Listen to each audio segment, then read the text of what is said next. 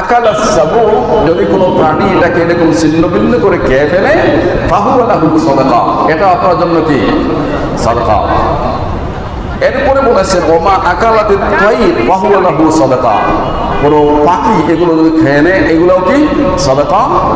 ওয়ালা ইয়ারজাউ আহাদুন ইল্লা কানা লাহু সাদাকা, অথবা তুফান, ঝড়, বিভিন্ন প্রাকৃতিক বিপর্যয়ের কারণে ফসলটা যদি নষ্ট হয়ে যায়, এই নষ্ট হওয়ার পরে এটা আপনার জন্য সাদাকা। বলে সুবহানাল্লাহ।